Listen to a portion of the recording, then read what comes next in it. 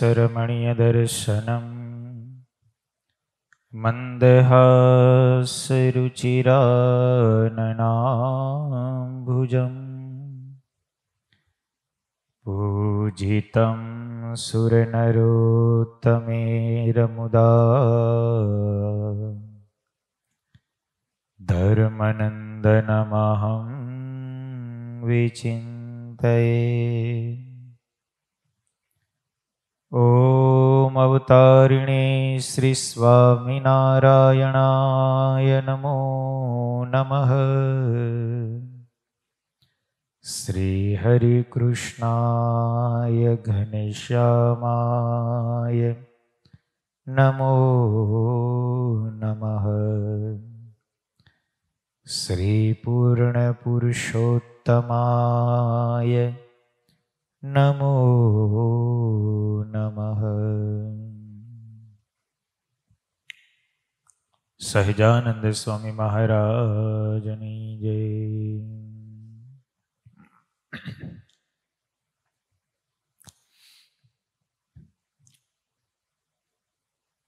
सर्वावतारी पूर्ण पुरुषोत्तम भगवान श्री स्वामीनारायण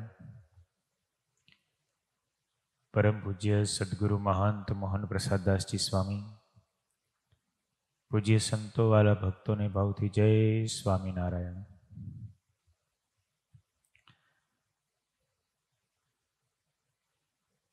सर्वावतारी भगवान श्रीहरिए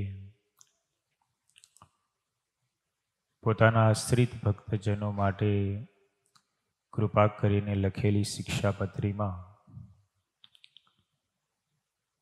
આપણે ગઈકાલે 75મો શ્લોક શ્રવણ કર્યો.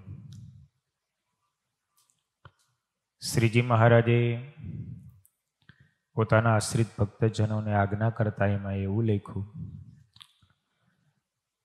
કે કોઈની પણ જે ગૃહ્ય વાર્તા તે તો ક્યારેય પણ પ્રકાશિત કરવી નહીં.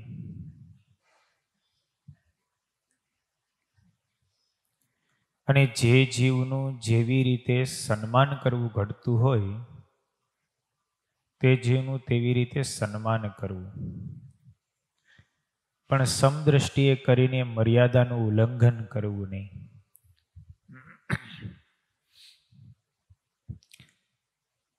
મહારાજે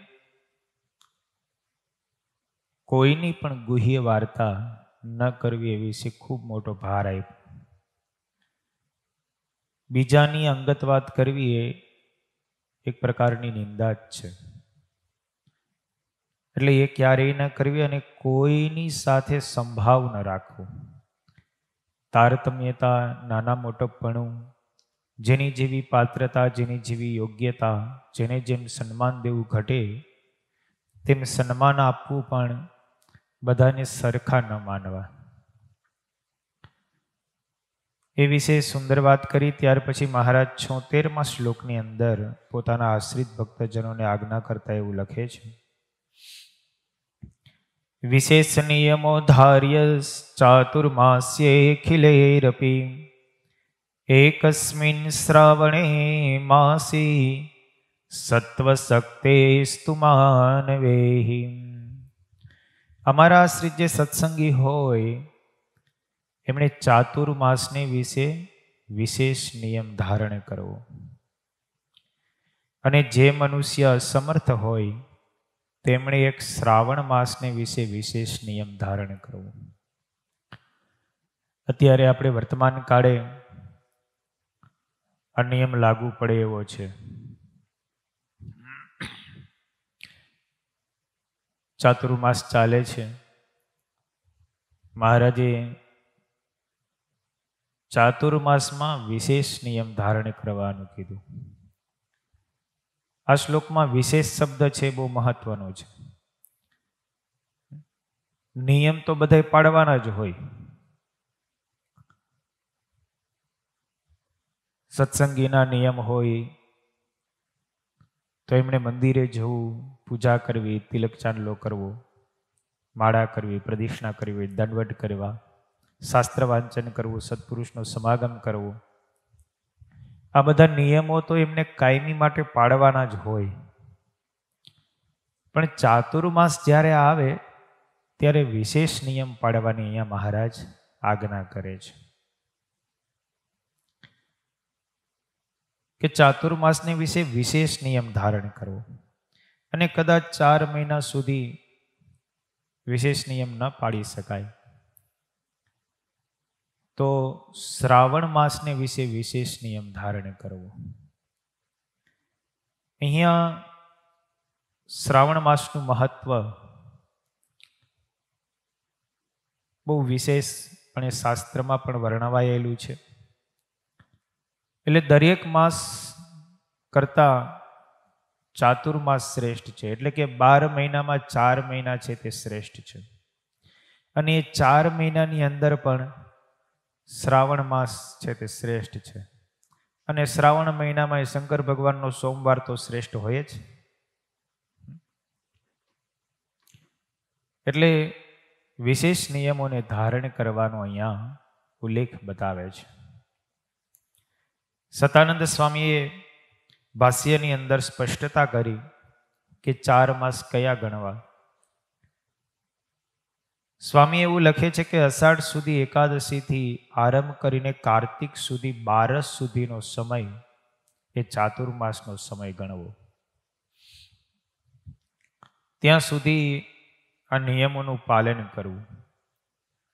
મહાભારત ગ્રંથની અંદર અને હેમાદ્રી ગ્રંથની અંદર ચાતુર્માસનું મહત્વ બતાવેલું છે. એમાં પણ એવો ઉલ્લેખ કરેલો છે કે અષાઢ માસની શુક્લ પક્ષની એકાદશીએ ઉપવાસ કરીને નિયમમાં તત્પર થવું. પહેલી એકાદશીએ હેમાદ્રીની અંદર ઉપવાસ કરવાનો નિર્દેશ છે. અને ઉપવાસ કર્યા પછી વ્રતનો પ્રારંભ કરવો, જે નિયમો લીધા હોય તે. અને એ કાર્તિક સુધી 12 ત્યાં સુધી એ નિયમોનું પાલન કરવું, ત્યારે એ નિયમની સમાપ્તિ કરવી. જો આ ચાતુર્માસમાં લીધેલા નિયમો વિશેષપણે ન પાડે તો ગ્રંથમાં એવું લખેલું છે કે વ્રત ન કરે તો વર્ષમાં થતું તમામ પ્રકારનું પાપ એને લાગે છે. અને કદાચ વર્ષ દરમિયાન કોઈ પણ પ્રકારનું પાપ અજાણતા થઈ ગયું હોય તો ચાતુર્માસમાં વિશેષ નિયમ લેવાથી એ પાપનો ક્ષય થાય છે. એટલા માટે ચાતુર્માસમાં વિશેષ નિયમ લેવાનો આગ્રહ છે. ચાતુર્માસમાં વિશેષ નિયમ શા માટે લેવો એના માટેની એક પૌરાણિક કથા નો નિર્દેશ કરતા અને એનું કારણ બતાવતા ભાષ્યકાર એવું લખે છે કે 4 માસ દરમિયાન ભગવાન વિષ્ણુ પાતાળ લોકમાં જાય છે. અને એ સમય દરમિયાન ભગવાન શંકર આ પૃથ્વીનું સંચાલન કરે છે. એટલે 4 મહિના સુધી પૃથ્વીનું સંપૂર્ણ સંચાલન ભગવાન શંકરના હાથમાં હોય છે. અને ભગવાન નારાયણ છે, સર્વના આરાધ્ય દેવ છે. એ 4 માસ સુધી પાતાળમાં જાય છે. એટલા માટે કોઈ પણ પ્રકારના શુભ કર્મ શ્રાવણ માસની અંદર કરવામાં આવતા નથી, અથવા તો ચાતુર્માસમાં પણ કરવામાં આવતા નથી. લગ્ન હોય, કોઈ ખાતમુહૂર્ત હોય, કોઈ વાસ્તા પ્રસંગ હોય, શાસ્ત્ર પ્રમાણે ચાતુર્માસમાં નિષેધ છે. એ 4 માસ પર્યંત ભગવાન નારાયણનો આ પૃથ્વી ઉપર વાસ નથી હોતો. એટલે કોઈ પણ શુભ કર્મ ચાતુર્માસ દરમિયાન ન કરવા. કારણ કે ભગવાનના આશીર્વાદ લીધા વિનાનું કર્મ કે કોઈ પણ શુભ કાર્ય એ વિઘ્ન વગરનું જતું નથી, એમાં વિઘ્ન અવશ્ય આવે છે. એટલા માટે ચાતુર્માસમાં શુભ કર્મ કરવાનો નિષેધ છે. ભગવાન 4 માસ પર્યંત સુધી પાતાળ લોકમાં શા માટે જાય છે એના માટેની પૌરાણિક કથા કહે છે કે સતયુગની અંદર પ્રહલાદ ભગવાનના એકાંતિક ભક્ત થયા. ભગવાન નારાયણનો જાપ કરીને, નારદજીની કૃપા પ્રસાદ પ્રાપ્ત કરીને ઓમ નમો ભગવતે વાસુદેવાયના અખંડ મંત્રના જાપથી ભગવાન એમને ત્યાં નૃસિંહ રૂપે પ્રગટ થયા હતા. ભગવાને પ્રહલાદજીને પોતાના ખોળામાં બેસાડ્યા, એમને પુત્રનું સુખ આપ્યું, એમની તમામ પ્રકારની મનોકામનાઓને પૂર્ણ કરી. ભગવાને એમના વંશની અંદર કોઈને પણ મારવા નહીં, આવું પછી વરદાન પણ આપેલું છે. એ પ્રહલાદજીના પુત્ર વિરોચન થયા અને વિરોચનના પુત્ર બલિ મહારાજ થયા. એ બલિ મહારાજને બાલ્યાવસ્થામાંથી જ, નાનપણથી જ પોતાના દાદાના સંસ્કારો પ્રાપ્ત થયા. પ્રહલાદજીએ ભગવાનનો મહિમા, ભગવાનની ભક્તિ, એનાથી મળતું ફળ, એના વિશેની વાતો કરી કરીને બલિ મહારાજને ભગવત ભક્ત બનાવેલા.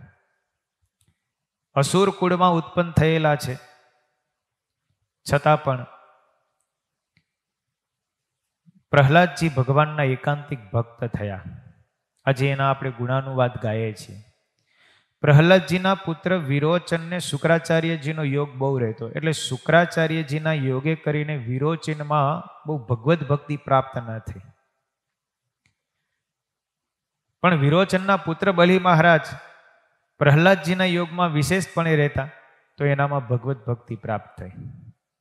યોગ છે બહુ મહત્વનો છે. જેવો સંગ કરીએ એવા ગુણ માણસમાં પ્રાપ્ત થાય. બલિ મહારાજને ભગવાનની ભક્તિ પ્રાપ્ત થઈ.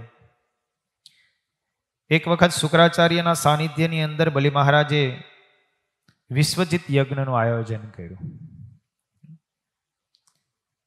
એ યજ્ઞ જો સંપૂર્ણ રીતે પૂર્ણ થાય તો સંપૂર્ણ ભૂમંડળ ઉપર, પાતાળ, સ્વર્ગલોક બધા ઉપર એમનું આધિપત્ય થાય. આવો એક વિશ્વજીત યજ્ઞ એ બલિ મહારાજે શરૂ કર્યો. શુક્રાચાર્ય એના પુરોહિત હતા અને અસુરોના ગુરુ શુક્રાચાર્ય કહેવાય. દેવતાઓને આ વાતની ખબર કરી કે શુક્રાચાર્ય બલિ મહારાજ પાસે આવો યજ્ઞ કરાવે છે. યજ્ઞ જો સંપૂર્ણ નિર્વિઘ્ન પૂર્ણ થશે તો પછી અમારું રાજ્ય બધું જશે. એટલે ઇન્દ્રાદિક દેવતાઓએ ભગવાનને પ્રાર્થના કરી. ભગવાને કીધું કે બલિ મહારાજ તો પ્રહલાદજીના પૌત્ર છે, અમારા ભક્ત છે, પણ તમે અમારા ભક્ત છો માટે તમને સહાય કરવી. પછી ભગવાન ઇન્દ્રના ભાઈ ઉપેન્દ્ર રૂપે પ્રગટ થયા. ઉપેન્દ્રનું બીજું નામ બલિ મહારાજ છે. એ ઇન્દ્રના ભાઈ તરીકે પ્રગટ થયા. બલિ મહારાજ વિશ્વજીત યજ્ઞ કરે છે. વામન ભગવાનના રૂપની અંદર ભગવાન જ્યારે પ્રગટ થયા, નાનું એવું સ્વરૂપ છે, બાલ્ય સ્વરૂપ. હાથમાં એક દંડ લીધો, બીજા હાથમાં એક છત્રી લીધી. વર્ણિનો વેશ, બાટુક બ્રહ્મચારીનો વેશ લઈ અને ભિક્ષાની યાચના કરવા માટે બલિ મહારાજ જ્યાં વિશ્વજીત યજ્ઞ કરે છે ને ત્યાં આવે છે. વામન ભગવાનનું સ્વરૂપ અત્યંત કમનીય, રૂપવાન છે. જે પણ કોઈ જુએ એની દ્રષ્ટિ એમાં આકર્ષિત થઈ જાય. નાનું સ્વરૂપ, બાલ્યાવસ્થા, કિશોર વય, સુંદર મજાની જટા અને હાથમાં કમંડળું દંડ, માથે નાની એવી છત્રી લઈને ભગવાન જ્યારે પધાર્યા, એમના રૂપ જોતાની સાથે જ બલિ મહારાજ એમાં આકર્ષિત થઈ ગયા. બલિ મહારાજ યજ્ઞ કરવા માટે બેઠા હતા. પોતા આસન ઉપરથી ઊભા થઈને એ બટુક બ્રહ્મચારીનું સ્વાગત સન્માન કર્યું. બટુક બ્રહ્મચારીને કહે છે કે તમારું રૂપ જોતા, તમારું આગમન થતા અમને એવું લાગે છે કે મારો આ યજ્ઞ છે ને તે સંપૂર્ણપણે પૂર્ણ થશે.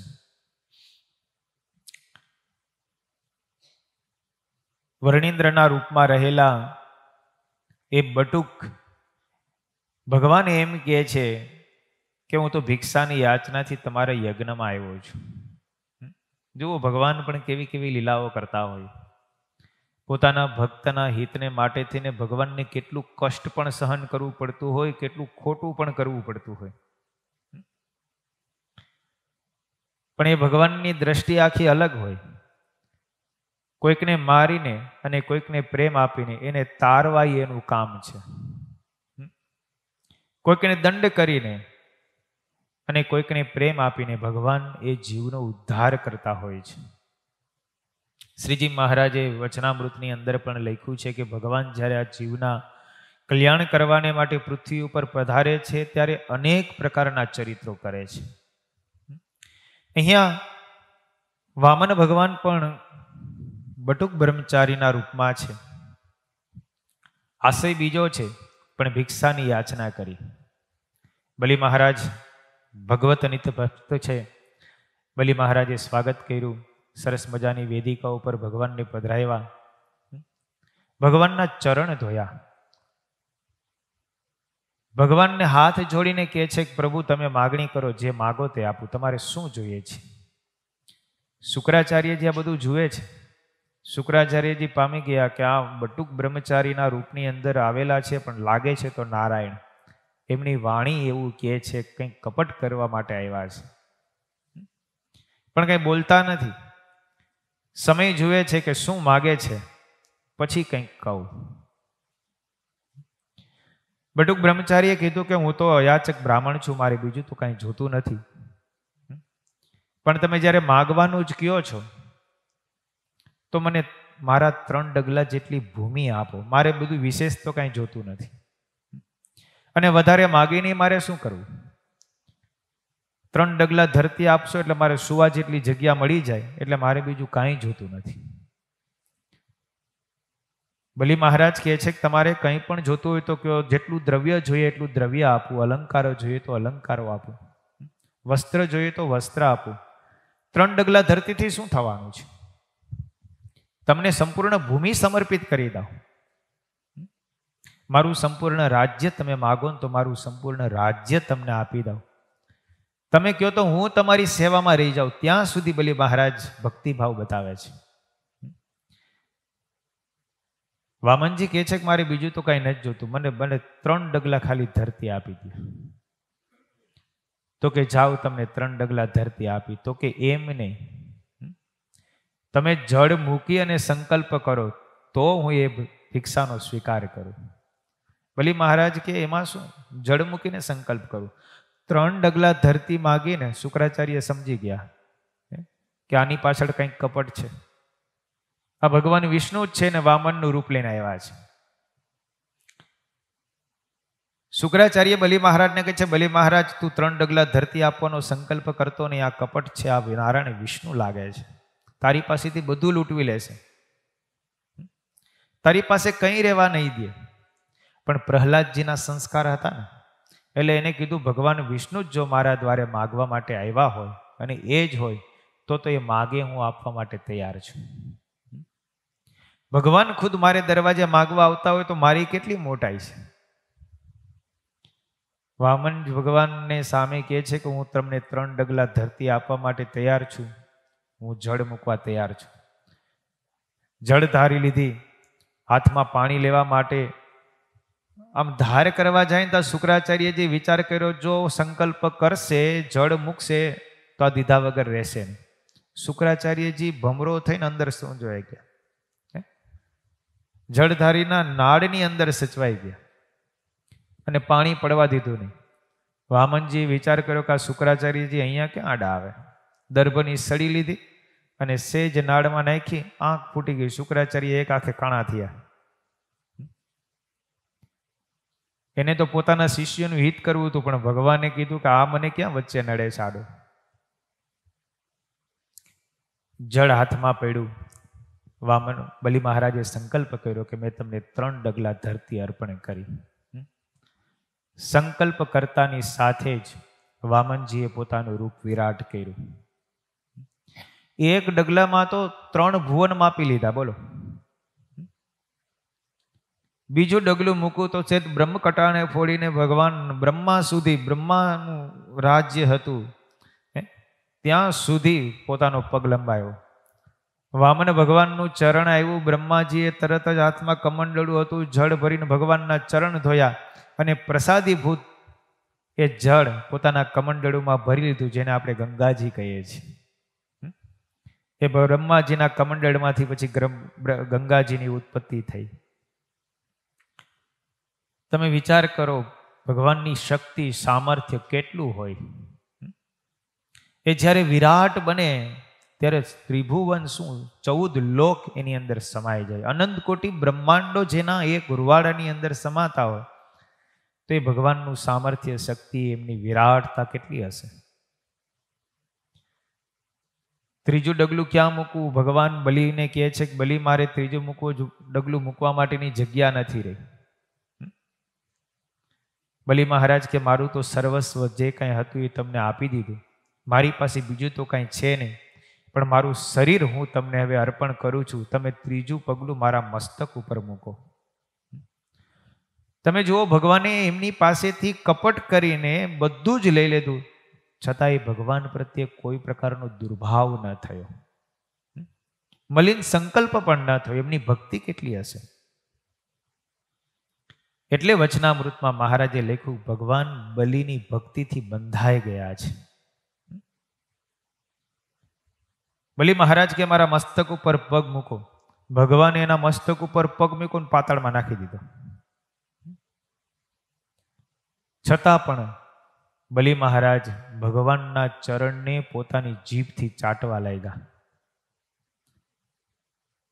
ભગવાન કહે છે કે આ શું કરો છો? તો કે હું રાક્ષસ કુળમાં ઉત્પન્ન થયો, મારા વાળ બહુ બરડ હોય, તમારા ચરણ કોમળ છે, તમે મારા મસ્તક ઉપર પગ મૂકો, મારા વાળ તમને લાગ્યા હશે એટલે હું જીભથી ચાટું છું. આવી એમની ભક્તિ જોઈને ભગવાન એમને વશ થઈ ગયા. બલિ મહારાજને કે માગ માગ, તું જે માગને તે આપો. બલિ મહારાજ કે મહારાજ, ભગવાન મારે બીજું તો કઈ નથી જોતું, પણ તમે સદા મારા દ્વાર પાસે રહો એવી મારી માગણી છે, મારી સન્મુખ સદાને માટે તમે રહો. ભગવાને માગવાનું કીધું એટલે ભગવાને તરત કીધું તથાસ્તુ. ભગવાન તો ભક્તિને વશ છે, અને ભક્તિને એકવાર વશ થઈ જાય પછી માગવાનું કે એટલે ભગવાનને આપવું પડે. બલિ મહારાજે ભગવાનને જ માગી લીધા, તમે કદાચ સદાયને માટે મારી પાસે રહો. એમની નિષ્કામ ભક્તિ કેટલી છે તમે જુઓ. નહીતર એને પાછું કીધું હતું, તમે જેટલું મારી પાસેથી લીધું એ બધું મને પાછું આપી દીધું, ન આપી દેત ભગવાન. એની પાસે લાગ હતો ને. ભગવાન સામેથી રાજી થઈને કહે છે માગ માગ, તારી ભક્તિથી હું રાજી થયો, પ્રસન્ન થયો, જે માગ તે આપ્યું. જેના 2 ડગલાની અંદર સમગ્ર બ્રહ્માંડ મપાઈ જતો હોય પછી ભગવાનને જ રાખી લે તો પછી બધું ન આવી જાય ને ભેગું. પણ એવી બુદ્ધિ ચાલવી જોઈએ ને. એક ભગવાનને માગ્યા તો એને બધું જ મળ્યું, બીજું માગ્યું હોત તો એનું પોતાનું રાજ્ય માગ્યું હોત તો એ એટલું જ મળત. માગી માગીને શું માગી શકે? પણ માગતા આવડવું જોઈએ. જો માગતા આવડે તો વાંધો ના આવડે. નહીતર આપણે તો કેવું લૌકિક કામના હોય, ભગવાન કે સંત રાજી થાય ને તો માગીએ શું? આ પદાર્થોને માગીએ, મારા દીકરાને લગ્ન થઈ જાય, થોડોક ધંધો હરખો વ્યવસ્થિત સેટ થઈ જાય, એવી કંઈક કૃપા કરો. ભગવાન પાસે આપણે રોજની માગણી શું હોય? ભગવાન પાસે આપણે રોજ પ્રાર્થના કરીએ છીએ, એ જ કરીએ છીએ ને. આ લોકના પદાર્થ અને આ લોકના સુખની જ અપેક્ષાઓ આપણે માગીએ છીએ. બીજું તો આપણે શું માગીએ? બોલે એક બ્રાહ્મણ કુટુંબ હતું ને, જો માગતા અમુક વખતે ભગવાન પ્રસન્ન થાય ને માગતા ના આવડે ને તો પછી ત્યાં ને ત્યાં રહીએ આપણે. એટલે બ્રાહ્મણ કુટુંબે તરત પતિ પત્ની અને છોકરો ત્રણેય જણાએ વિચાર કર્યો કે આપણે ભગવાનની આરાધના કરીએ. શ્રાવણ માસ છે, ભગવાન શંકર આ પૃથ્વી ઉપર વિચરણ કરતા હોય, એમના નામનો જાપ કરીએ. અને ભગવાન શંકર તો આશુતોષ છે, થોડુંક તપ કરીએ તો એ ભગવાન રાજી થઈ જાય એવા છે. તે ત્રણેય એકાંતમાં બેસીને તપ શરૂ કર્યું. 15 દિવસ તપ કર્યું ને તો ભગવાન શંકર રાજી થઈ ગયા. ભગવાન શંકર રાજી થઈ ગયા. બ્રાહ્મણ, બ્રાહ્મણની પત્નીને પુત્ર ત્રણેય હાથ જોડીને ઊભા ભગવાન પાસે માગવાનું શરૂઆત કરે. ભગવાને પેલા બ્રાહ્મણ પત્નીને કીધું તમે માગો, જે માગો ને તે હું આપું. હજી માગણી કરવાની આમ વાત કરવા જાય ને ત્યાં રસ્તા ઉપરથી એક રાજકુમાર ઘોડા ઉપર બેસીને આવે. એટલું સરસ રૂપ, યૌવન અવસ્થા. એટલે ઓલો બ્રાહ્મણ સ્ત્રીની નજર એના સામે ગઈ. એ રાજકુમાર ઉપર નજર ગઈ ને તરત એમાં મોહ પામી. એટલે બ્રાહ્મણ સ્ત્રીએ તરત ભગવાન પાસે માગ્યું, હે ભગવાન, મારી યુવાન અવસ્થા થાય, રૂપ થાય, ના રાજકુમાર મને પરણે ને એવું કરો. ભગવાન સામે જ ઉભા હતા. ભગવાને તરત તથાસ્તુ કહી દીધું. ભગવાને તરત તથાસ્તુ કીધું એટલે એનું તરત રૂપ બદલી ગયું, એકદમ યૌવન અવસ્થા પ્રાપ્ત થઈ ગઈ. રાજકુમાર નજીક આવ્યો એટલે એની સાથે ઘોડે બેસીને વહી ગઈ. બ્રાહ્મણ તો જોતો રહી ગયો, ખાડે અમે ભગવાનને સાથે મળીને તપ કર્યું, ભગવાન રાજી થયા, મારી પત્ની તો ગઈ. ઓલા બ્રાહ્મણનો વારો હતો એટલે ભગવાન શંકરે કીધું, માગો, તમારે શું માગો? મારે બીજું કાંઈ નથી માગવું, મારી પત્ની અત્યારે ને અત્યારે ગધેડી થઈ જાય. એને ક્રોધ ચડ્યો, ભગવાન પાસે આવું માગ્યું. ભગવાન કીધું તથાસ્તુ. તો ઓલી સુંદર મજાની કન્યા થઈ ગધેડી બની ગઈ. દીકરાનો વારો આવ્યો, ભગવાને કીધું તારે શું માગવું? મારે કાંઈ નથી માગવું, મારા મા બાપ જેવા હતા ને એવા ને એવા પાછા થઈ જાય એવું કરી દો. ન્યા ન્યા રહ્યા, શું કર્યું? પણ નિષ્કામ ભક્તિ હોય. મહારાજે જુઓ પ્રહલાદજીની વખાણા. ઋષિ ભગવાને મહારાજ કહે છે કે ઋષિ ભગવાને માગવાનું કીધું તો પ્રહલાદજી આ લોકના સુખ જરાય ન માગ્યા. ભગવાનની પાસે એવું માગ્યું કે ભગવાન, તમે મારા ઇન્દ્રિયો અંતઃકરણ થકી રક્ષા કરજો. તમે આજે મારી રક્ષા કરીને હું રક્ષા નથી માનતો. નહીતર એના હિરણ્યકશિપુ પિતાએ કાંઈ કષ્ટ દેવામાં બાકી રાખ્યું હતું. મારવા માટેના અનેક પ્રયત્નો કર્યા હતા, છતાંય પ્રહલાદજી ઉપર ભગવાન પ્રસન્ન થયા, હિરણ્યકશિપુને મારી નાખ્યો, એમને ત્રાસથી મુક્ત કર્યો. છતાંય પ્રહલાદજી ભગવાન પાસે એમ માગે, તમે મારી જે આ રક્ષા કરી એને હું રક્ષા નથી માનતો. તમે જ્યારે મારા ઇન્દ્રિયો અંતઃકરણના ગણ થકી રક્ષા કરશો ત્યારે હું રક્ષા માનીશ. એ પ્રહલાદજીના સંસ્કાર આ બલિ મહારાજ ઉપર હતા ને એટલે બલિ મહારાજે ભગવાન પાસે એમ માગ્યું, ભગવાન તમે જ મારી પાસે સદાને માટે સન્મુખ રહ્યો એટલી માગણી, મારે બીજું કાંઈ નથી જોતું. જેની પાસે ભગવાન આવી ગયા એની પાસે બીજું શું જોઈએ? બધું જ એને મળવાનું છે. એટલે બલિ મહારાજે ભગવાનને માગી લીધા. ભગવાન કે તથાસ્તુ, કંઈ વાંધો નહીં, અમે અહીંયા રહેશું. આ બાજુ વૈકુંઠ લોકની અંદર લક્ષ્મીજી રાહ જોયો, ભગવાન કેદી આવે કેદી આવે. ભગવાન તો પાતાળમાં. નારદજી આવીને સંદેશો આપ્યો. મહિનો પસાર થઈ ગયો, હજી ભગવાન પધાર્યા નહીં. નારદજી આવીને કીધું, લક્ષ્મીજી માતાજી, નારાયણ તો પાતાળમાં છે, બલિ મહારાજ એમને રોકી રાખ્યા છે, હવે પાછા ક્યારેય નહીં આવે. લક્ષ્મીજી ચિંતામાં પડી ગયા, પાછા નહીં આવે તો અહીંયા મારું એકલાનું શું કામ છે? લક્ષ્મીજી તરત ગયા પાતાળમાં. બલિ મહારાજ પાસે જઈને બલિ મહારાજને હાથે સીધી પેલા રાખડી જ બાંધી દીધી. કાલને પ્રમદી રક્ષાબંધન આવે છે. લક્ષ્મીજીએ બલિ મહારાજને રાખડી બાંધી. બલિ મહારાજને કે તમે મારા ભાઈ. બલિ મહારાજ કે તમે કોણ? તો કે હું લક્ષ્મીજી, નારાયણના પત્ની છું, પણ મેં તમને ભાઈ બનાવ્યા. બલિ મહારાજ કે તમે મને ભાઈ બનાવ્યા, રાખડી બાંધી, મારે તમને કંઈક દેવું જોઈએ, માગો, તમારે શું જોઈએ? બીજું તો કાંઈ નથી જોતું, મારા પતિને મુક્ત કરો. લક્ષ્મીજીએ પતિને માગી લીધા. એક બાજુ ભગવાને વરદાન આપ્યું કે હું સદાયને માટે તારી પાસે રહીશ. લક્ષ્મીજીએ બલિ મહારાજ પાસે માગી લીધું કે નારાયણ અમને પાછા આપો. હવે માગ્યું એટલે દીધા વગર છૂટકો નહોતો. એટલે બલિ મહારાજ કે લઈ જાઓ, પણ ભગવાને કીધું કે મેં તને વચન આપ્યું છે કે હું તારી પાસે રહીશ. પણ મારા 3 સ્વરૂપો છે, બ્રહ્મા, વિષ્ણુ અને મહેશ. અમે જગતની ઉત્પત્તિ, સ્થિતિ અને પ્રલયને કરીએ છીએ, તો અમે 3 જણા વારા કાઢશું. ભગવાન કે 4 મહિના સુધી અમે તારી પાસે રહીશું. કાર્તિક સુધી એકાદશીનો દિવસ આવે એટલે ભગવાન પછી પૃથ્વીલોકમાં આવે અને પછી શંકર ભગવાનનો વારો શરૂ થાય એટલે ભગવાન શંકર જાય. 4 મહિના સુધી ધૂણી ધખાડીને પાતાળમાં બેહે બલિરાજાના દરવાજે. શિયાળો આવે એટલે તરત ખોદીએ ને એટલે પાણી ગરમ આવે. ભગવાન ધૂણી ધખાવીને નીચે બેઠા હોય એટલે પાણી બધું થઈ જાય ગરમ. એવી લોકમાં વાતું કરે. અને પછી મહાશિવરાત્રિ આવે એટલે પછી ભગવાન શંકર ઉપર આવે અને બ્રહ્માજીનો વારો શરૂ થાય. બ્રહ્માજી 4 મહિના સુધી બલિ મહારાજના દરવાજે રહે. એટલે કહેવાનું એ છે કે 4 મહિના સુધી ભગવાન પાતાળ લોકની અંદર બલિ મહારાજની ભક્તિને વશ થઈને ત્યાં રહે છે. એ 4 મહિના સુધી નારાયણ, આપણા આરાધ્ય ઈષ્ટદેવ, સર્વ શુભ કર્મને આપનારા એવા ભગવાન જ્યારે આ પૃથ્વી ઉપરથી જતા હોય એટલે એ ભગવાન વેલા પાછા પૃથ્વી ઉપર પધારે ને આપણા બધાનું મંગલ કરે એવી શુભ કામનાથી આપણે બધા ચાતુર્માસના નિયમો લઈએ છીએ. એ ચાતુર્માસના નિયમો લેવા પાછળનો હેતુ એ છે કે ભગવાન વેલા પૃથ્વી ઉપર પુનઃ પધારે. એટલે આપણે 4 મહિના સુધી નિયમો લેવાનો મહારાજ પણ અહીંયા આદેશ કરે છે. મહારાજ કે અમારા આશ્રિત જે ભક્તજન હોય એમને 4 માસ સુધી વિશેષ નિયમ ધારણ કરવો. સતાનંદ સ્વામી ભાષ્યની અંદર એવું લખે છે કે ચાતુર્માસમાં જે વ્રત કરે છે એને 1000 અશ્વમેધ યજ્ઞનું ફળ મળે છે.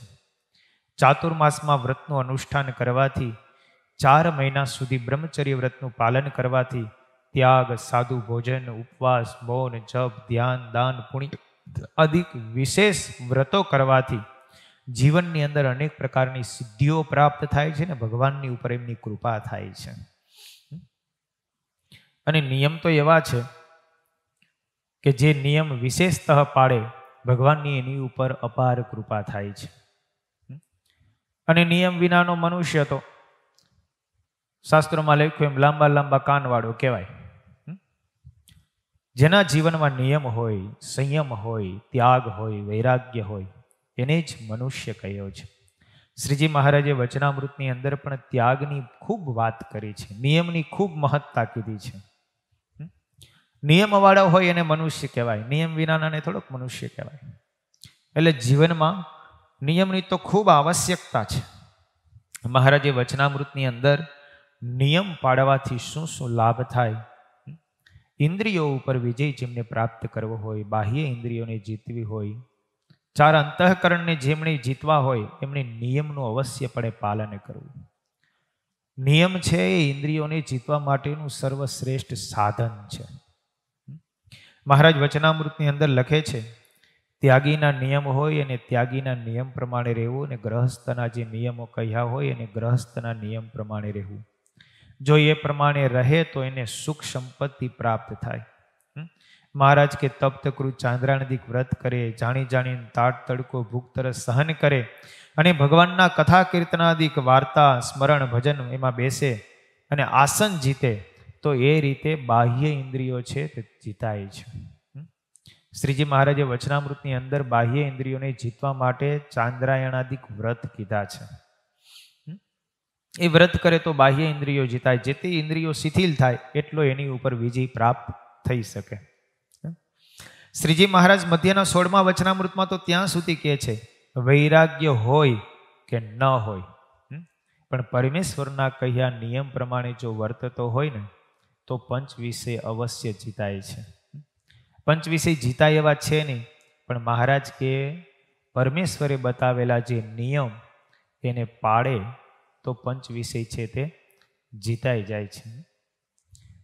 મહારાજ 16મા વચનામૃતમાં આગળ એવું પણ કહે છે કે ઇન્દ્રિયોની તીક્ષ્ણતા ટાળ્યાનો મહારાજ કે એ જ ઉપાય છે કે પરમેશ્વરને ત્યાગીના જે નિયમો બાંધ્યા છે એમાં ત્યાગીએ રહેવું અને ગ્રહસ્થના જે નિયમો બાંધ્યા છે એમાં ગ્રહસ્થએ રહેવું.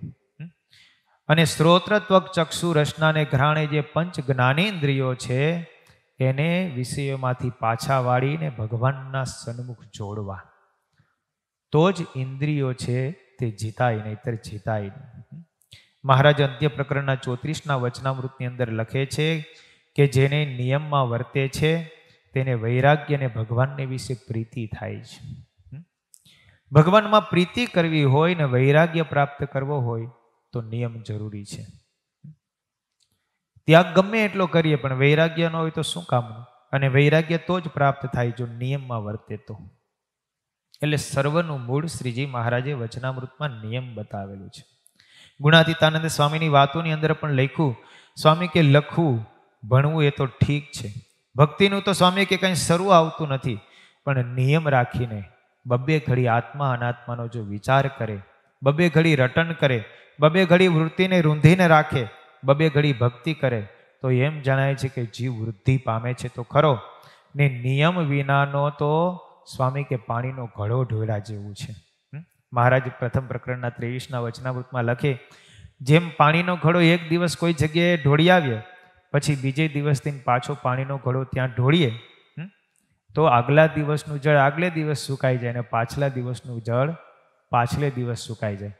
પણ મહારાજ કે આંગળી જેવી પાણીની શેર નિત્ય પ્રત્યે વહેતી હોય તો મોટો પાણીનો ધરો ત્યાં ભરાય. એમ નિયમપૂર્વક થોડું થોડું નિત્ય કરવામાં આવે તો એનો બહુ મોટો સમુદાય, બહુ મોટો જથ્થો થતો હોય. ટીપે ટીપે સરોવર ભરાય એવું કહે. એટલે નિયમપૂર્વક જો બધું કરવામાં આવે તો મહારાજ કે એમના જીવની વૃદ્ધિ થાય છે, ઇન્દ્રિયો અંતઃકરણ પર વિજય પ્રાપ્ત થાય છે. શ્રીજી મહારાજે સંતો પાસે પણ અનેક પ્રકારના પ્રકરણો ફેરવી ફેરવીને નિયમોના પાલન કરાવ્યા છે. આપણો સંપ્રદાય એટલો બધો ઉજ્જવળ બન્યો હોય તો એની પાછળનું મુખ્ય કારણ શું? નિયમની દ્રઢતા છે. સંતોએ, હરિભક્તોએ એટલા નિયમો દ્રઢપણે પાડ્યા છે કે એના પરિણામ સ્વરૂપ આજે આપણો સંપ્રદાય એટલો બધો ઉજ્જવળ બન્યો છે. એટલે શ્રીજી મહારાજ કે અમે આ પૃથ્વી ઉપર આવીને પંચવર્તમાન મૂક્યા છે ને નિયમો પડાવ્યા છે, તેણે કરીને આત્યંતિક કલ્યાણ જીવોના થાય છે. શ્રીજી મહારાજ એક વખત કચ્છની અંદર વિચરણ કરતા હતા. કચ્છનો પ્રદેશ એટલે રણ પ્રદેશ. મહારાજની સાથે સંતો હતા. સંતો ઉઘાડે પગે ચાલતા હતા, મહારાજ પાછળ મોજડી પહેરીને ચાલ્યા આવતા હતા. રણ પ્રદેશ આવ્યો, ફાગણ માસ ચાલતો હતો, તાપ હતો થોડોક સૂર્યનો, રણની રેતી થોડીક તપી ગયેલી.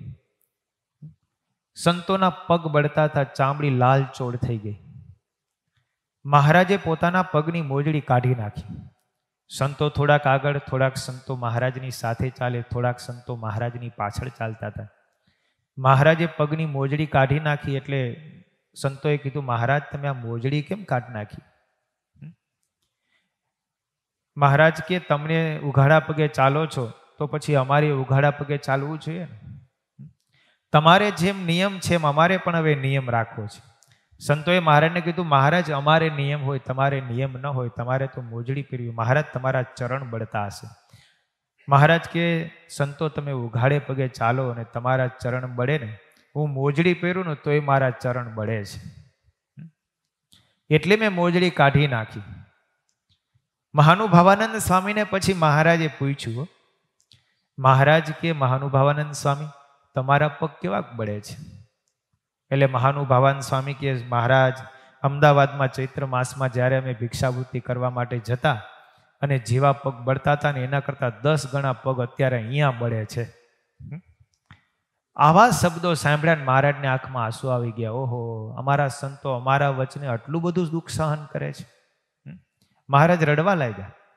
પછી તો બધાય સંતોએ ભેગા થઈને મહારાજને શાંત પડ્યા. મહારાજ કે તમે બધાય સંતો અમારે આ નિયમ અમારા વચને પાડો છો ને, તો મહારાજ કે અમે તમારી ઉપર બહુ રાજી થયા છીએ, માટે તમારા મુખનું પાણી રહેશે. કોઈ તમને કલ્પાવશે તો એનું અનિષ્ટ થશે. મહારાજ કે જાઓ, તમે જેમ કહેશો ને, જેમ બોલશો ને એમ હવે થશે. મહારાજ રાજી થઈને સંતોને એટલો બધો આશીર્વાદ આપ્યો. જો મહારાજ નિયમની કેટલી બધી દ્રઢતા બતાવે છે. મહારાજ એક વખત વડતાલની અંદર સભા કરીને બિરાજમાન હતા. સંતો, હરિભક્તો, સ્ત્રી ભક્તોની સભા ભરાઈને બેઠી હતી. મહારાજ કે દરેક સત્સંગીઓએ અમારા આશ્રિત હો એમણે નિયમો અવશ્ય પાળવા, દરરોજ નિયમપૂર્વક માળા કરવી. આજે થોડીક કરીએ, કાલે થોડીક કરીએ. મહારાજ કે એમ નહીં. મહારાજ કે દરરોજ નિયમપૂર્વક માળા કરવી. મહારાજે સંતોને આદેશ કર્યો, સંતોને કીધું કે તમારે દરરોજ 50 માળા કરવી અને જ્યાં સુધી 50 માળા પૂરી ન થાય ને ત્યાં સુધી ભોજન ન લેવું. જે સંતો નિયમ રાખે તે અમારી પાસે આવે. મહારાજ કે અમે ચરણારવિંદ આપીશું. પછી તો ધીરે ધીરે બધા સંતોએ 50 માળા કરવાના નિયમો લીધા. મહારાજ કે આ નિયમ રોજ કરવું. 50 માળા થાય પછી ભોજન લેવું, ત્યાં સુધી ભોજન ન લેવું. બધા સંતો ઊભા થયા, 50 માળાના નિયમો લીધા. મહારાજે બધાની છાતીમાં ચરણારવિંદ આપ્યા. આ સંતોના ચરણારવિંદ છાતીમાં આપ્યા ને સંતોને, એટલે બધા હરિભક્તોએ પછી ઊભા થઈને મહારાજને કીધું, મહારાજ અમે પણ 50 માળા કરવાના નિયમો લેશું. મહારાજ હરિભક્તો ઉપર રાજી થયા. મહારાજ કે આવો અમે તમને પણ છાતીમાં ચરણ આપીએ. એવો લાભ કોને મળતો હોય, કોણ મૂકે? એટલે બધા હરિભક્તોએ નિયમો લીધા. સ્ત્રી ભક્તો હતા એટલે સ્ત્રી ભક્તોએ કીધું કે તમારે નિયમો લેવા છે. મહારાજે કીધું, બધા સ્ત્રી ભક્તોએ કીધું કે મહારાજ અમે પણ નિયમો લેશું. મહારાજ સ્ત્રી ભક્તોની સભામાં પધાર્યા અને મહારાજે પુષ્પનો હાર પહેર્યો હતો અને પુષ્પનો હાર કાઢીને મહારાજે બધા સ્ત્રી ભક્તો ઉપર છાંટ્યા. મહારાજ કે નિયમનું તમે જેટલું પાલન કરશો એટલા જ તમે ઉર્ધ્વ ગતિને પામશો. મહારાજ કે અમને જે નિયમ પાડે છે ને એ ભક્ત બહુ વાલો છે. એટલે મહારાજે અહીંયા નિયમની દ્રઢતા મૂકી. પણ આપણા બધાના નિયમો તો કેવા, ઓલા 2 બ્રાહ્મણ હતા ને એના જેવા. 2 બ્રાહ્મણોએ નિયમ લીધું કે આપણે આખું વર્ષ નદીમાં જ સ્નાન કરવું, નદીના પાણી સિવાય આપણે બીજે ક્યાંય સ્નાન ન કરવું. એટલે બધા 2 બ્રાહ્મણો, ઉનાળો આવ્યો, દરરોજ સવારે વહેલા ઉઠીને નાવા જાય અને સ્નાન કરે. 4 મહિના તો પસાર થયા. ચોમાસું આવ્યું, ચોમાસામાં પણ વાંધો ન આવ્યો. નવા નદીના નીર આવ્યા, પાણી દરરોજને માટે નવું સ્નાન કરવા માટે જાય. પણ પછી શિયાળો શરૂ થયો, નદીના પાણી સિવાય પછી સ્નાન કરવું નહીં. એટલે શિયાળો શરૂ થયો એટલે એમાં એક દિવસ રાત્રે હિમ પડ્યું. હવે હિમ પડે એટલે પાણી નદીનું કેટલું ઠંડુ થાય, આજુબાજુમાં બધી જગ્યાએ બરફ છવાઈ ગયો હોય. તે બ્રાહ્મણ સવારે વહેલો ઉઠી નદીમાં ગયો, અત્યંત ઠંડી. એને પહેલા વિચાર કર્યો કે આ પાણી બહાર આટલી બધી ઠંડી છે તો પાણી કેટલું ઠંડુ હશે. એટલે પોતાની આંગળી બોળી પાણીમાં. આંગળી બોળીને તો આંગળી આખી થીજી ગઈ. બ્રાહ્મણે વિચાર કર્યો કે નદીમાં નાહવાનું નિયમ છે, પાણી આંગળીમાં બોળી તો થીજી ગઈ, ખોટી થઈ ગઈ, આ પથ્થર જેવી બની ગઈ આંગળી. નાઈશ તો મારું થાય હું. બ્રાહ્મણ હતા, સંકલ્પ કરતા તો આવડે. બ્રાહ્મણ હોય ને એ બહુ સંકલ્પ કરવામાં બહુ માહિર હોય. ગણપતિની મૂર્તિ ન હોય ને એટલે તરત હોપારી જાય. ગણપતિમાં સંકલ્પ કરે, આમાં હોપારીમાં ગણપતિનું આહવાન થાય. શંખ ન હોય, ટકોરી ન હોય એટલે બધી હોપારી મૂકતા જાય. એને કોઈ વસ્તુ ઘટે જ નહીં. લ્યો, ભગવાનની મૂર્તિ ન હોય તો ભગવાનની મૂર્તિ, કાંઈ ન હોય તો ગોળની ગાંગડી હોય ને એને ગણપતિ બનાવી દે. સંકલ્પ કરે કે આમાં ગણપતિનું આહવાન થાય એટલે આ થઈ જાય. એટલે બ્રાહ્મણ હતો, એણે વિચાર કર્યો કે આમાં સ્નાન કરીશ તો મરીશ. એટલે બાજુમાં પથ્થર પડ્યો હતો, એ પથ્થરનો ટુકડો લીધો અને પથ્થરના ટુકડામાં પોતાનું આહવાન કર્યું અને પથ્થરના ટુકડાને નદીમાં નાખ્યો. કંકણમ સ્નાનમ કલ્યાણમ કૃતમ. પથ્થરે સ્નાન કરી લીધું એટલે મેં સ્નાન કરી લીધું. થયો હાલતો. ત્યાં ઓલો બીજો બ્રાહ્મણ, એની નિયમ એટલે બીજો બ્રાહ્મણ વચ્ચે રસ્તામાં હામો મળ્યો. એટલે કે આટલી ઠંડીમાં તું સ્નાન કરીને આવ્યો? તો કે ના ના, આમાં તે નવાય, મરી જઈએ આપણે. તો કે કર્યો શું તે? તો કે મેં તો પથ્થર લીધો, એમાં મારો સંકલ્પ કર્યો કે આ પથ્થરની અંદર હું છું, આહ્વાન કરીને મેં પથ્થર નાખ્યો, પાણીમાં સ્નાન થઈ ગયું. તો કે એવું છે? તો આ બ્રાહ્મણ એનું માથું ભાંગી હતો. એ બ્રાહ્મણ એને અડી ગયો, તમ સ્નાનમ અમ સ્નાનમ. તે સ્નાન કરી લીધું, મારે સ્નાન થઈ ગયું, હું તને સ્પર્શ કરી લઉં એમ કહીને 2 બ્રાહ્મણ હાલતા થઈ ગયા. આવા હોય. લ્યો, એટલે નિયમો પાડવા બહુ અઘરા છે. જ્યારે સરળતાપૂર્વક વાતાવરણ સારું હોય, સંયોગ સારો હોય, ઘરમાં હોય તો વાતાવરણ બધું નિયમોનું બધું પડે. પણ નિયમ લીધા હોય, જ્યારે બહાર જવાનું થાય, ક્યાંક એવા પ્રસંગમાં જવાનું થાય, લગ્ન પ્રસંગ હોય ને એ સમયે પછી નિયમો બધા પાડવા ને કે બધા બહુ કઠણ હોય. ઘરની અંદર કંઈક વરો આવતો હોય ત્યારે નિયમો બધા જ છૂટી જાય. એટલે નહીતર તો આપણે કેવું પછી ઓલા સુરા ખાચર જેવું બધું થાય.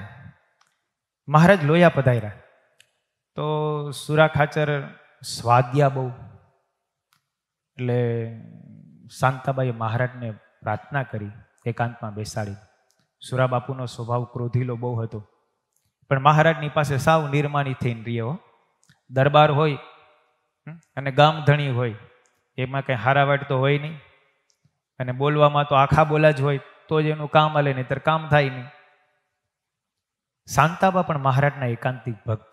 સુરાબાપુને મહારાજનો નિશ્ચય મહિમા બધું ખરું, પણ સ્વાદ્યા બહુ. વાત વાતની અંદર શાંતાબાને કંઈક પણ ખાવાની અંદર સેજ ફેર પડી જાય ને એટલે ઉધડા લે. શાંતાબાને જ્યાં સુધી રડે નહીં ને ત્યાં સુધી એની ઉપર ક્રોધ કરે ને ટક કરે, ન બોલવાના શબ્દો કે. શાંતાબા ત્રાહી ગયા. એક વખત મહારાજ આવ્યા એટલે મહારાજને પ્રાર્થના કરી, શાંતાબાઈ મહારાજ તમારા ભગત સારા તો બહુ છે, તમારો મહિમા નિશ્ચય છે, પણ સ્વાદ્યા બહુ છે.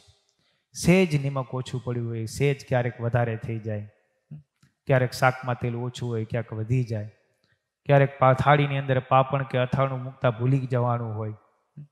મહારાજ ન બોલવાના શબ્દો બોલે છે, સંભળાય નહીં એવા શબ્દો બોલે છે, તમે કંઈક કૃપા કરો તો કંઈક સારું થાય. મહારાજ કે એવું છે? વાત આવે. મહારાજે સુરાબાપુને બોલાવ્યા. સુરાબાપુને કીધું, સુરા ખાચર અમારે તમને એક નિયમ આપવું છે. મહારાજ તમે જેમ કહો એમ. મહારાજનો મહિમા તો અપાર હતો. મહારાજ કે તમારે જમતા જમતા એક શબ્દ બોલવાનો નહીં, આ તમને નિયમ. સુરાબાપુ કહે હા મહારાજ, એક શબ્દ ન બોલો. સુરાબાપુને જમવાનો નિયમ, અને જમવા બેસે એટલે એક શબ્દ નહીં બોલવાનો. જમી લે ત્યાં સુધી કાંઈ બોલાય નહીં. પણ સુરાબાપુએ પછી શું કીધું? યુક્તિ કરી. જમવામાં બધું જોતું તો હોય, કંઈક ઘટે, કંઈક પાપડ જોઈએ, કંઈક અથાણું જોઈએ, કંઈક ઓલું જોઈએ, કંઈક મરચું જોઈએ, બોલાય નહીં કાંઈ.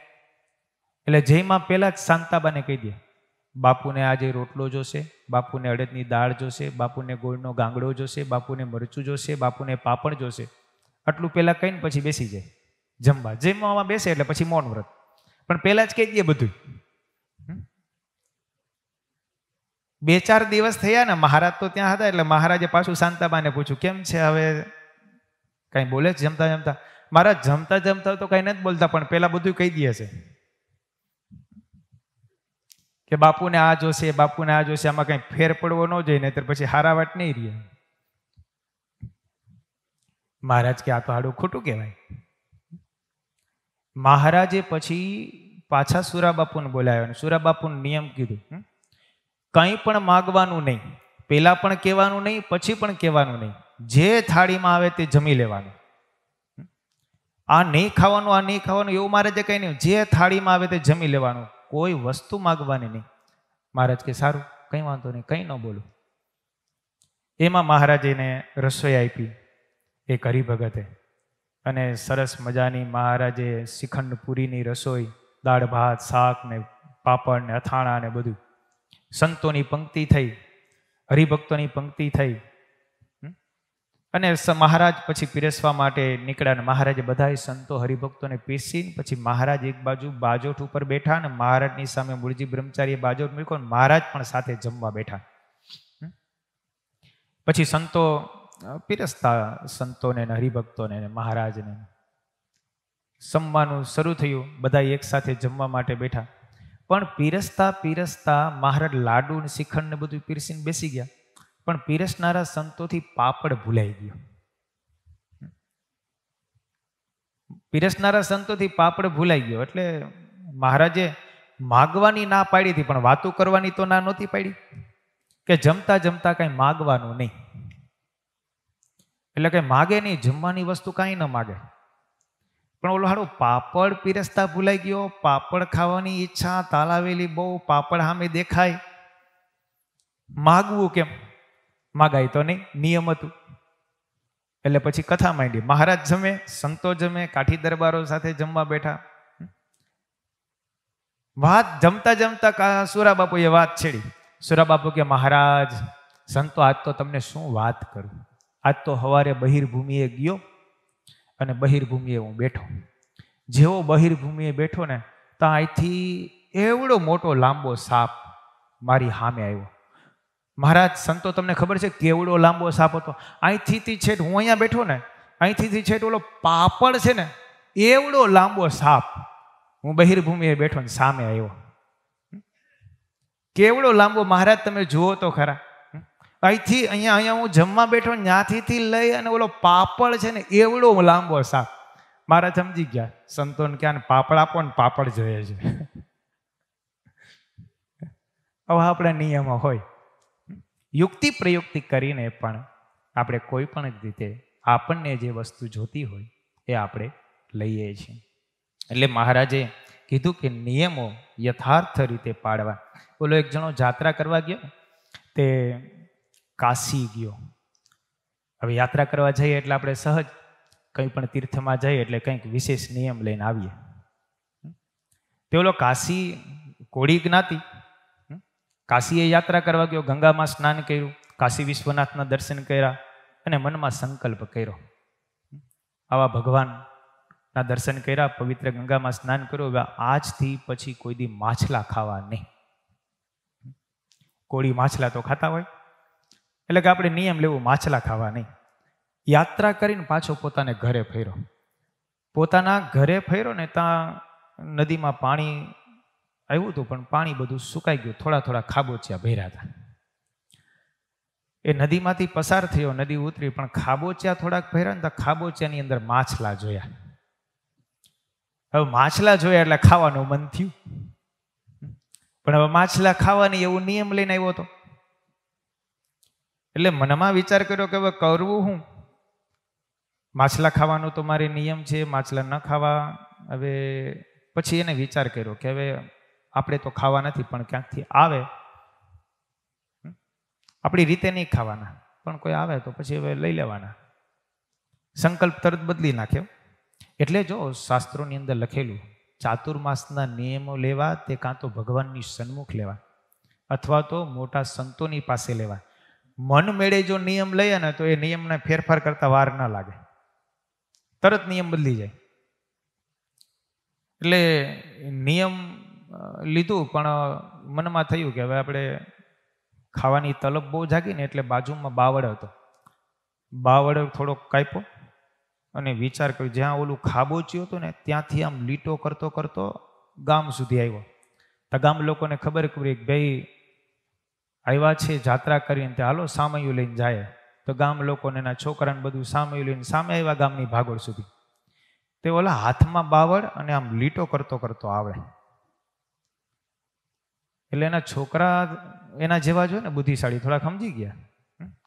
એટલે ઓને રાગની અંદર કીધું, ગામ લોકોને બધાની હાજરીમાં તો એમ કહેવાય નહીં કે ભાઈ ઓલા ખાબોચિયાની અંદર માછલા ઘણા બધા છે. એટલે એને કીધું ઢહળે ઢહળે હાલો ખાબોચિયામાં ખબ ખબ,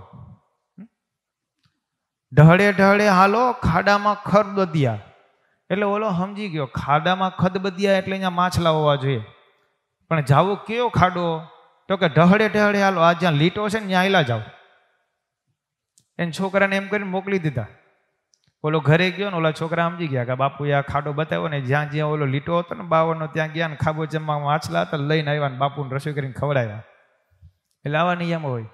ઓલા કાઠી દરબારો નહોતા, એકવાર કારજમાં ગયા. એટલે કારજમાં ગયા ને કાઠી દરબાર એને નિયમ લીધું ભાઈ આપણે ઘઉંના લોટમાંથી બને નહીં, ખાવું નહીં. એટલે કાઠી દરબાર ગયા, સાથે 2-3 માણસો હતા, કારજની અંદર ગયા, જમવા બેઠા. માણસને કે એલા એ ભૂરા આજે ખાવામાં શું છે? તો કે બાપુ હાટા ને જલેબી છે. હાડું હાટા ને જલેબી બાપુને ઘઉંના લોટમાંથી બને ખાવું નહીં, આવું નિયમ. હવે થાહે હું? તા તો પંગત બેઠી, હાટા અને જલેબી પીરસવા માટે આવ્યા. એટલે બાજુના માણસ કે બાપુ તમારે નિયમ છે તમે લેતા નહીં. તો કે મુવા આપણે ઘઉંનો નિયમ હતું ને એ મૂક્યો, આજથી ચોખાનો નિયમ, ચોખામાંથી બને એ આપણે ખાવું નહીં, આવા દે. એમ કહીને હાટા અને જલેબી લીધા, ખૂબ ખાધા. હવે 2-4 દિવસ સુધી રોકાવાનું હતું. તે હાટા અને જલેબી બહુ ખાધા. પછી બીજે દિવસે દૂધ પાક બનાવ્યો, ચોખામાંથી બને ને એવું ખાવું એવું નિયમ લીધું. તો બીજે દી દૂધ પાક બનાવ્યો. પંક્તિ બેઠીને કીધું આજે શું છે જમણમાં? તો કે દૂધ પાક છે. ઓહો, ચોખામાંથી બને નહીં એ ખાવું, ચોખામાંથી બને નહીં ખાવું, હવે દૂધ પાક એવો કરવું શું? એટલે ઓલો પીરસવા માટે જ્યાં પોતાની થાળી પાસે પીગો ને, તાકે આ તે આપણે ભણે હારું ઓલું જૂનું હતું નહીં, હારું આપણે ઘઉંનું નિયમ ચોખાનું નહીં. આવ દૂધ પાક આપી દે, એમ આપણે હાલતા બદલી નાખીએ. એટલે નિયમ લેવું તો એ દ્રઢતાપૂર્વક લેવું. શ્રીજી મહારાજે નિયમની ખૂબ મહત્તા બતાવી છે. શ્રીજી મહારાજ જેતલપુરના માહોલમાં રાત્રિના સમયે એકાંતમાં રહસ્યની વાત કરતા સત્સંગીઓને સાધુને કહે છે, સુખ દુઃખ આવે સર્વે ભેડું, એમાં રાખજો સ્થિર મતી, જાળવીશ મારા જનની વળી કરી સજ તનયતી. એમ કરતા જો પંડ પડશે તો આગળ સુખ છે અતિ ઘણું, પણ વ્રત ટેક જો ટાળશો તો ભોગવશો સૌ સૌ તણું. મહારાજ કે વ્રત અને ટેક નિયમ છે ને એ ક્યારેય પણ છોડતા નહીં. એ જો તમે છોડશો ને તો પછી તમે તમારું ભોગવજો, નહીં તો તમે ન ચિંત રેજો, કરવું તમારે કાંઈ નથી, જે મળ્યા છે તમને તે પાર છે અક્ષરથી. મહારાજ કે તમને જે મારું સ્વરૂપ મળ્યું છે ને એ અક્ષરથી પણ પર છે, પણ તમે વ્રત ટેકની નિયમ એનું પાલન કરજો. જો એ તોડશો ને તો તમે તમારું ભોગવજો. મહારાજે એમ કીધું ક્યારેય પણ નિયમ તોડવું નહીં. નિષ્કુળાનંદ સ્વામીએ પણ વચન વિધિની અંદર લખ્યું, ઠેલી નિયમને કામ ન કરવું, મર હોય લાભ જો લાખનો, તોય લલચાવીએ નહીં લે સમાનને, જાણીએ મવાડો કાખનો. મહારાજ કે નિયમ ઠેલીને ગમે એટલો લાભ થતો હોય તો પણ એ લાભને પ્રાપ્ત કરવા માટે નિયમનો ભંગ ન કરવો. શરીર કપાય મર સઘડું, થાય ટૂક ટૂક મરતન, પણ ન દેવું કપાવા નાકને, તેની રાખવી જાજી જતન. કદાચ આખા શરીરના ટુકડે ટુકડા થઈ જાય ને તો થવા દેવા, પણ નાક ન કપાવા દેવું. નાક કપાય તો નકટો કહેવાય. એમ કદાચ બીજું બધું જ જતું હોય તો જવા દેવું, પણ નિયમ તો તોડવા જ નહીં. મહારાજે આટલી બધી નિષ્કુળાનંદ સ્વામીએ નિયમની મહત્તા બતાવી. રાણપુરની પાસે ખોખનેશ ગામ, એ ખોખનેશ ગામમાં એક વાણિયાની સ્ત્રી પાર્વતીબાઈ હતી, મહારાજના અનન્ય ભક્ત. મહારાજની એવી બધી ભક્તિ કરે, સેવા કરે, મહારાજનું સ્મરણ કરે, ભજન કરે. એણે એવું નિયમ લીધું કે સ્વામિનારાયણ સ્વામિનારાયણ સ્વામિનારાયણ 5 વાર બોલ્યા પછી જ જળ લેવું, ત્યાં સુધી પાણી પણ ન પીવું. અને એ પાર્વતીબાઈને આવો નિયમ. એક વખત પાર્વતીબાઈ રાણપુર ગયા, એકલા જ હતા, સાથે કોઈ હતું નહીં. ઉનાળાનો ધગધગતો તાપ હતો. મધ્યાહને ભોજન કર્યું.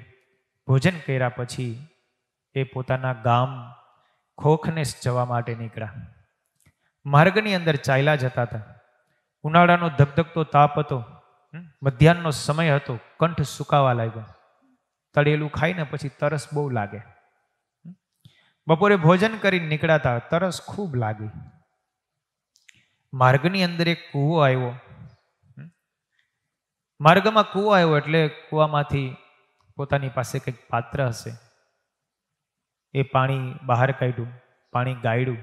પણ હવે નિયમ એવો કે સ્વામિનારાયણ સ્વામિનારાયણ 5 વખત કોકની સાથે બોલીને પછી જળ ગ્રહણ કરવું. પણ સ્વામિનારાયણે કોઈને 5 વખત કહ્યા વિના જળ પણ ન પીવું, આવો નિયમ. બાજુમાં તો કોઈ હતું નહીં, પોતે એકલા હતા. મધ્યાહનનો સમય હતો, એ રાજમાર્ગ ઉપર કોઈ નીકળતું પણ નહીં. વિચાર કર્યો કે હવે શું થશે, કંઠ સુકાવા લાગ્યો. અને એટલી બધી તરસ લાગી, કંઠ હાવ સુકાઈ ગયો, વાણી નીકળતી બંધ થઈ ગઈ. આવી બધી પરિસ્થિતિ પ્રાપ્ત થઈ. એ સમયે મહારાજ ત્યાં પ્રગટ થયા. જો નિયમ હતું તો મહારાજ ત્યાં આવ્યા. મહારાજ આવ્યા, પણ હવે 5 વાર સ્વામિનારાયણ સ્વામિનારાયણ એમને બોલી અને પછી પાણી પીવું એવું નિયમ. પણ હવે સ્વર જ બહાર ન નીકળે, કરવું શું? સ્વર જ બહાર ન નીકળો. મહારાજને પણ સ્વામિનારાયણ સ્વામિનારાયણ 5 વાર બોલી શકાનું નહીં. મહારાજની સામે પણ, મહારાજની સન્મુખ જ, મહારાજની સામે એમણે પ્રાણ છોડી દીધા. મહારાજ સીધા એમને અક્ષરધામમાં લઈ ગયા. બોલો, બનેલો પ્રસંગ, બનેલી ઘટના. જો એવું નિયમ દ્રઢ હતું તો મહારાજે એમનો ભાવ પૂર્ણ કર્યો. એટલે શાસ્ત્રની અંદર શ્રીજી મહારાજે હરિચરિત્રામૃત સાગર ગ્રંથની અંદર એવી વાત કરી. મહારાજ ઉગામેડીમાં વૈષ્ણવ પટેલના ઘરે હતા. મહારાજે ત્યાં કીધું, ભગવાનની બાંધેલી મર્યાદામાં જે ન વર્તે ને, એમણે બાંધેલા નિયમના જે ન વર્તે ને, એને તો અસુર જાણવું. નાક અને જીવ વિનાનું શરીર જેવું શોભતું નથી. મહારાજ કે એવી રીતે નિયમ અને ધર્મ વિનાનો માણસ પણ ક્યારેય શોભતો નથી. માટે ધર્મ નિયમમાં અવશ્યપણે રહેવું. મહારાજે ફૂલદોલના ઉત્સવ પર શ્રીહરિએ વાત કરી, જે નિયમ પાડે છે તેનામાં ભગવાન આવીને નિવાસ કરે છે. નિયમ રાખતો નથી તેનામાં તો મહારાજ કે અધર્મ આવીને નિવાસ કરે છે.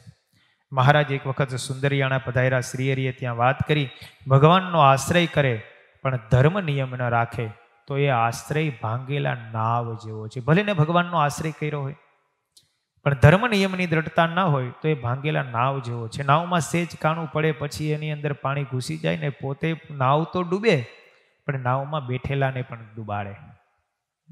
એટલે નિયમ ધર્મ જે પાળે છે, નિયમની જે દ્રઢતા રાખે છે, એની ઉપર ભગવાનનો અપાર રાજીપો થાય છે. એટલે શ્રીજી મહારાજે આ શ્લોકની અંદર એવી વાત કરી કે અમારા આશ્રિત જે સત્સંગી હોય એમણે ચાતુર્માસની વિશે વિશેષ નિયમ ધારણ કરવો.